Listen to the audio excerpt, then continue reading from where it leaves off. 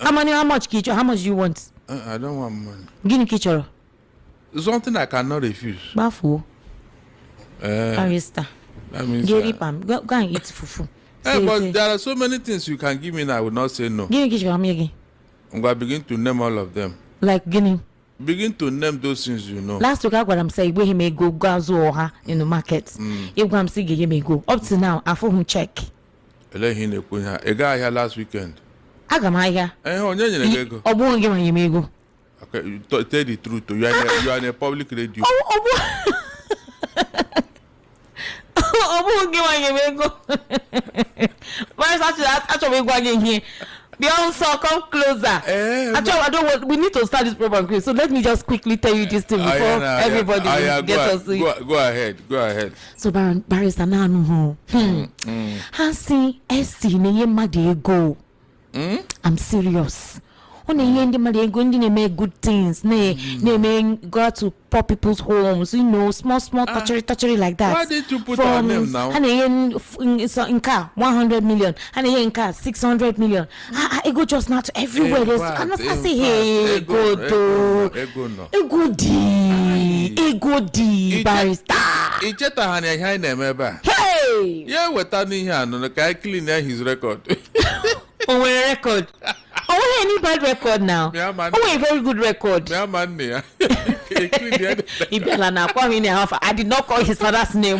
Did I call anybody?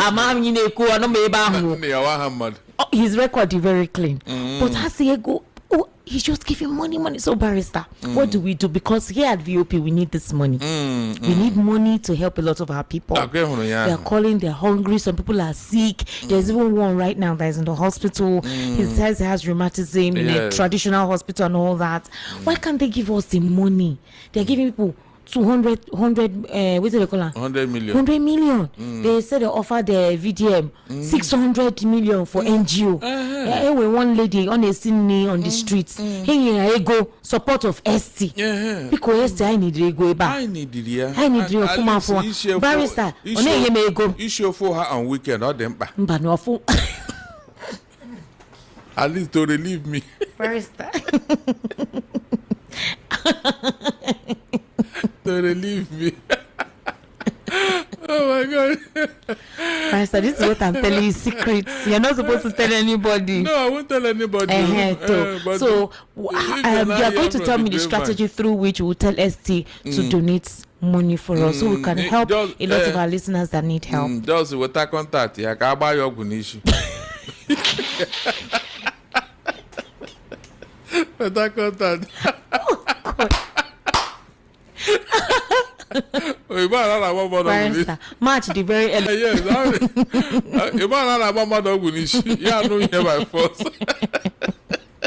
Nigerians there. Do you know that some Nigerians who are there because the foreign ministry has said they're going to send a chartered plane to bring in Nigerians who are currently either in Israel or even in Iran or neighboring countries to come back home. Some of the Nigerians there say they're not coming back home. Of course, it's home better. Have you not heard of people who ran away from problem abroad only to come here and die in Nigeria? No, have you not heard of it? And they regretted their action. Home is not better. That is just the simple truth. It's even worse here because here, nobody is doing anything. Nobody is saying anything. It's worse here. So those people, manage and see how you can safeguard yourself over there. No one. A couple of them are already doing some videos. They say there are bunkers close to their homes. In fact, in Israel, some areas activities are ongoing. People are going about their businesses. Electricity is not disrupted. In a country that is supposedly, going through the war process. Their air defense is super notch. Do we have an air defense in Nigeria? Ask them. I thought you were APC woman. Is it APC that has only been in government? Yeah, the one in government now. I mean now, yeah. Under their word that this evil is going on, Esther. That shootout I had now on air, is enough to annoy any patriotic Nigerian. Imagine terrorists doing that kind of exercise in a sovereign nation, Esther. Terrorists. Look at the way they are shooting and shouting and making noise. My question is, why has the president not addressed the nation? Esther, please, I don't understand them. You know, anything you say now, you don't have respect for Tinubu. You don't have respect for, you don't like APC. It's not about liking. Not everybody will like the APC. Not everybody will like the opposition. So anybody who complains if people don't say positive things, it's a normal thing. You would have critics. A couple of persons, in fact, a lot of persons don't like Trump.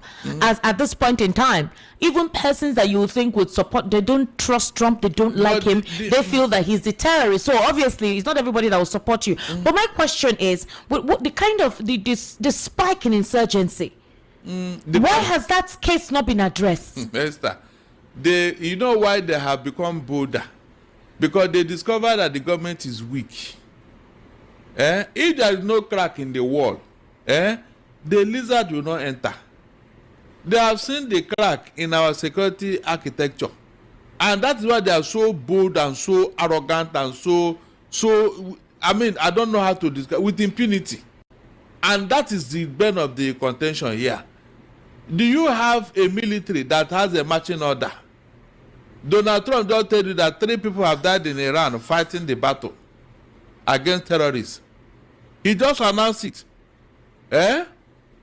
But here, they will never agree that somebody died. We keep everything in secret in Nigeria. Even things that are very obvious. We keep praising the military. But look at what is going on under their watch. No, the military is trying. I mean, we've seen that. You need to see how our foot soldiers are fighting hard. Young boys, they're fighting hard, Barrister. It's not easy. But the thing is, I don't know, there's a spike. It's just coming back, and I don't know if this is the plan, if this is the whole jihadist thing, if this is an offshoot of what is, because even before this whole Iran thing, these guys came up. In fact, since last year that Trump said country of particular concern focused on Nigeria, I don't know what happened. It's like they all woke up. They know what is going on here. Seriously. Some of the information that they refuse to tell us, we hear some of them from abroad. You know, they hear some of these things abroad. Esther, do you imagine the impact of a presidential speech by Tinubu over this insecurity? Do you imagine the impact? How far-reaching it will be, especially to our military, to our armed forces? Just like Donald Trump said, deploy everything against these people. Donald Trump has been addressing his people every 3 or 4 hours. He can have a live address 3 or 4 times in a day. We don't have such an opportunity here. We don't have that. The funny thing, Barrister, is that when you address this, the supporters of the government will say you are being tribal, you are being nepotistic, or you are according to your friend Agbadin, he says we are sadists or whatever. But the reality of the fact is, the country, some parts of Nigeria don't look like they are part of Nigeria. At all. And how patriotic can such a person be? I have said it here. And one naughty caller told me that I'm drinking Panadol for somebody's headache, and I should go back to Imo State, where I come from. They all say the same thing. But we're all Nigerians. And we want what is better for this country. You are not. So at this point in time, anything that affects some certain regions and you think you're safe, you're not safe. Somebody just projected that by 2050 or even by 2045, that the Southwest will be the home base of more than half the population of Nigeria. I mean, because people will be looking for safe havens, places they consider to be quite safe. And if you're complaining that the place is becoming congested, you want people to go back to their regions, why not look for a way through which insecurity can be curbed? Anytime they give a public broadcast, they always say, God bless the United States of America. God bless the Federal Republic of Nigeria. Any enemy of darkness that wants to decimate this country, God should focus and decimate them. What is all this? You heard exactly what just played now. As for the past 5 days, there has been intense terrorist activities along that location, along that axis. I'm talking about, it's almost like Nigeria is going through a fracture, like a major fracture that could, if things are not handled sporadically, expediently, I don't know where we'll be before this year ends. So is our presidency lackluster? What exactly is going on, and why has he not addressed Nigerians? Nobody has said anything. Not the religious leaders, well, the popular religious leaders that we know, not the president, not the National Youth Service Commission DG, not the Inspector General of Police, not Bayo Onanaga. Nobody has made a tweet or anything. They're only talking about politics. It's like nothing is going on, just politics and 2027. You see, when you said God bless Federal Republic of Nigeria, you know I was chuckling. You don't want God to bless us? When Donald Trump made that speech, he ended with God bless America, the United States of America. Is that not true? Have your president ever made such an address? Please tell me. Since January 25th, 2025, that America bombed some parts of Sokoto and all that. Has he ever come out to make a statement as to policy direction of the government concerning this threat of our lives and our security? Has he? Look at what has happened so far. Has he ever come to make any statement? But he will be quick to receive those who are defecting into APC. He will be quick to laugh at the opposition that have gone in disarray. To tell you where his priority is. Then tomorrow he will tell me he wants a united Nigeria. He wants this. He wants that. But nepotism is playing out. The man that retired from this civil defense. Let me go. NSCDC. NSCDC, Abi. NSCDC. The highest ranking officer in line is said to be an Igbo man. But because of that, they now elongated the tenure of this man who have retired. Esther. I discussed it during the World News at 6, and I did not understand it. When it first of all happened, a lot of persons were already saying, oh, it's because it is from the Southeast. And I was like, no, let's not let people not get paranoid. There's a process, there's a standard. The president needs to give an order before there is any handover. Of course. And unfortunately, the speculation that was already rife across several platforms was, confirmed with Bayo Onanaga releasing a press statement. But Paris, the thing is, that is what they are after, nothing else. You see all this nepotism, all this politics, just mundane things. Okay. These are very mundane. Who are those advising the president? It is he's the one advising himself. Shebi, they said that you should do constructive criticism. It's not even about. So we're at a stage where there's an uncertainty. The real issue that is bedeviling us is that you swore to protect life and property. That is what you swore on oath. Esther, have you fulfilled any of them? And the people that are supporting him, they will not see anything wrong. They will not talk to him now until the bubble bursts. They will now start looking for scapegoats. Esther, mark my word. They will start looking for somebody to blame. Who said what? Who did what? They will never agree that the problem is from them.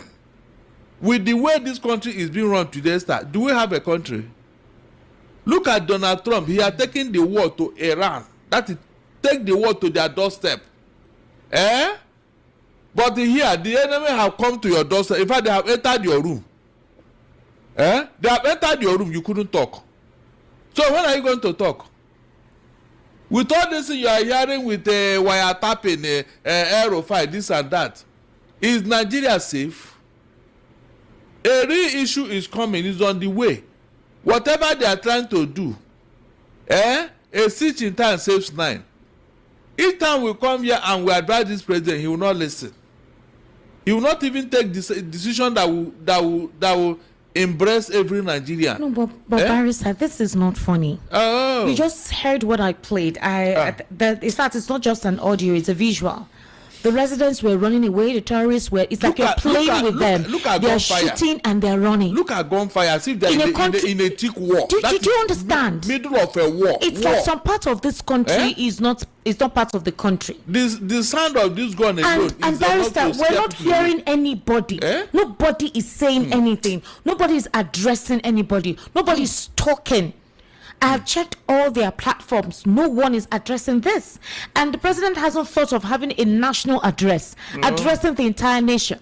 The only thing they're focusing on is how the ADC is not serious, how Labour Party is this, Wike going through a media chat, boasting he will, if he contests for elections, he will win, saying Ireti Kingibe will not come back, that he promised that he's saying that she will not come back, that because she has not done anything. That's what he was saying. He said it with confidence, and it may happen so. He said it that in this next elections, Ireti Kingibe will not come back. I mean, these are statements made in broad daylight via media chat, and nobody is saying anything. It has become a norm. The brazen anomaly has become a norm in a polity like this, with a president that supposedly fought for democracy. So what are we doing? What are we dealing with? Jesus Christ of Nazareth. Esther, you mean, hey, God Almighty, you mean this thing I'm hearing is done during the Ramadan period? Yeah. So what is the essence of Holy Ramadan? I don't know. I don't know. Hey, God Almighty. And no Muslim leader is talking. Esther, can you just imagine? Did you see the deceit and the fraud going on? Because we need to focus on what is going on here back home. Very, very bad. It's a very scary period. To even imagine that this thing is happening during a Ramadan period. Yeah. Have you not desecrated the Ramadan with this thing you are doing? I remember the last time I told you, I said these guys are not religious. Really? They want to take over. They're no longer even guising with religion. Esther, when they take over now, what will happen? Will they form a government, Abi? I don't know. Then these people that are keep quiet, they will not be part of that government, Abi. I have told you, go and look at their modus operandi, these jihadis. Their pay masters will send them out. The moment they conquer a place, they will now come and set up Emirate Council in that area. And then they will now come and form a government. These guys, somebody sent them to be doing what they are doing. And it is these people who refuse to talk, who refuse to do anything, who refuse to say anything. They are the ones that send them. If not, why can't they rise up and say, no, this is a Ramadan period. You don't kill, you don't do all these things. You are desecrating our religion. Esther, have you had such a comment from any of the religious leaders? Oh, and so you are not telling me that they are not part of it, they are not whatever. But when it comes to election, they say no, the election will affect Ramadan during the February period. Yes, the double standard, actually. Can you just imagine? Esther, can you just imagine? The double standard. So how can I believe in this deceit and this fraud? No, tell me, how can I believe in it? How? They can deceive everybody. They cannot deceive anybody. They cannot deceive everybody, including me. I beg to differ. Seriously, the first day this Ramadan started with Christian land, I pleaded with them in one of my shows. I said, please, the only thing I don't want to hear, let the killing stop. At least to respect the Ramadan. To respect the Ramadan. Don't come and tell me that these people are not Muslims. Who are they? Because after doing all these things, Esther, they will still go and pray in the evening. They pray on Fridays. So which religion are they professing? Who is encouraging all of this? We don't know what is the plan, what the plan is by the government. Because I don't believe that this silence is for nothing. Seriously, it's like we don't have a government. That is what it looks like now. We don't have a government. We are just hearing a name, but that name is not active as our leader. Because the U.S. themselves has issued an urgent security alert to citizens in Nigeria over Iran hostilities. Of course. There are talks that as it stands now, most of the cells, the ISIS cells, the ISWAP cells, they could activate them. They have already. Not they could. They have. That's why this thing is spreading. That's why they have become so bold. So bold. Unfortunately, we are in a Ramadan season and nobody is talking Esther. This thing is very, very unbecoming. Muslim leaders in Nigeria, where are you? Why not call these people to order that they are desecrating your religion, whether they are Muslims or not, that they should respect the Ramadan period that you are in? Is that not what they're supposed to do, Esther? Instead of pursuing the date of election and all that. The warning is coming not even for Nigerians per se. It's coming for U.S. citizens in Nigeria, specifically the U.S. Embassy and the likes. Of course, that you are in. Is that not what they're supposed to do, Esther? Instead of pursuing the date of election and all that. The warning is coming not even for Nigerians per se. It's coming for U.S. citizens in Nigeria, specifically the U.S. Embassy and the likes. Of course. Especially those in Abuja and all those other areas, that there should be an alert that the terrorist cells could be activated and they need to be careful. So at this point, everyone would have expected that a national address will occur where these things, either the presidency tries to assure Nigerians that the alert is high from every security agency and apparatus, and that whether we have an air defense or not, but our troops are gallant to withstand anything that would happen, and that they already, whatever intelligence they have gathered with the U.S. troops in Nigeria, they are working to de-escalate anything that could come up as an offshoot with what is currently going on.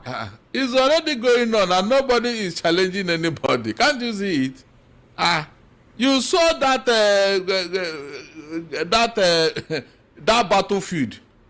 That is what you see in a that is even just one instance. Like I said, during the weekend, Reverend Dachomo was with the bodies where these terrorists came to attack them, and obviously they had to do a mass burial for them. You needed to see how their bodies were mutilated. They had to start sewing the body part and put those bodies inside. They were saying some people will start asking them that the coffins are empty. Because Sheikh Gumi alleged that the coffins were empty, and a couple of his followers and supporters were also, agreeing with the speculation he put out there that is not true. Yes, I like what he did, so that nobody will now doubt if such a thing happened. Nobody will. But the question is, Esther, have any Muslim leaders spoken? Esther, be sincere to yourself. Have you had? Murik is there. The other Islamic Council that were pursuing Amopito is there. Have they spoken? But when it comes to irrelevant issues, you will see them, they make statements, trying to divert our attention. So the shedding of human blood is not important to them. He needs to be on bail. So obviously, anytime from now, that plea will be heard in court. The last time, the judge, they said he went on leave where he recused himself. We don't know another judge that will be assigned to El Rufai's case, in Abuja, in the Federal High Court. What's your take on this?